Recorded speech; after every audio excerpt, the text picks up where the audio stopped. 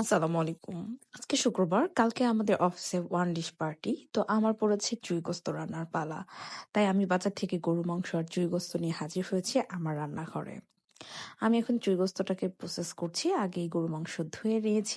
চুই গোস্তে চুই এবং গোস্ত দুইটাই কিন্তু ইম্পর্টেন্ট। যাই হোক, চলে আসলাম রান্নায়। প্রথমেই দিয়ে দিলাম গোটা রসুন। গোটা রসুন চুই গোস্তটাকে আরো বেশি সুস্বাদু করে তুলবে। তারপর শুকনো মরিচ বাটা মাংসের মধ্যে দিয়ে দিলাম। পরিমাপ মতো পেঁয়াজ কুচি, সাথে পেঁয়াজ বাটাও দিচ্ছি, রসুন বাটা, সাথে থাকছে আদা বাটা। বাটা বুটো শেষ। এবার দিব শুকনো মশলা। দিয়ে দিলাম প্রথমে দারচিনি, তারপর দিয়ে দিলাম তেজপাতা, সাথে দিয়ে দিলাম বড় এলাচ দুইটা, আর দিয়ে দিলাম সাদা এলাচ কিছুটা। তারপর দিলাম লং। লং দেওয়ার পর এবার হচ্ছে মাখার পালা। চুই গোস্তের সব থেকে স্পেশাল হচ্ছে এই মাখাটা। যে যত সুন্দর করে মাখতে পারবে তার চুই গোস্তটা ততটা বেশি মজা হবে। একটু মেখে নেওয়ার পর দিয়ে দিলাম স্বাদ মতো লবণ, আরও সাথে দিয়ে দিলাম 1 কাপ পরিমাণ সয়াবিন তেল। কিন্তু এখানে আমি 1 কাপের থেকে আরও হাফ কাপ একটু বেশি দিয়েছি।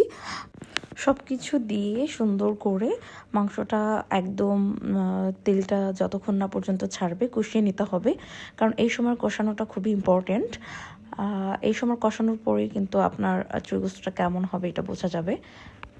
তো তেলটা ছেড়ে আসলে আমরা একটু পানি দিয়ে দিব, ঝোলের পানি। পানি দেওয়ার পর পানিটা যখন ফুটে যাবে দিয়ে দিতে হবে কি চুই, স্পেশাল চুই দিয়ে দিতে হবে। পানিটা কিন্তু গরম দিতে হবে। আমরা চুই গোস্তে যেই পানিটাই ইউজ করি না কেন, পানিটা কিন্তু গরম দিতে হবে।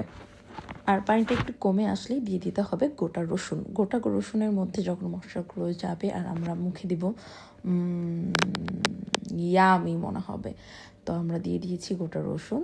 গোটা রসুন দেওয়ার পর আসলে খুব বেশিক্ষণ আমরা বেশি নাড়বও না এবং খুব বেশিক্ষণ কুকও করবো না। আর এরপর আমরা দিয়ে দিব একটু দারুচিনি গুঁড়া, আর সাথে থাকবে জিরা গুঁড়া।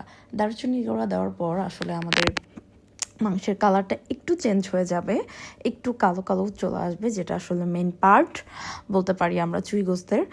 দেন আমাদের চুই গোস্ত আর 5 মিনিট কুক করলে আমাদের চুই গোস্ত রেডি। দেখেন কালারটা একদম সুন্দর, চুই গোস্তের রেস্টুরেন্টের কালারের মতো চলে আসছে।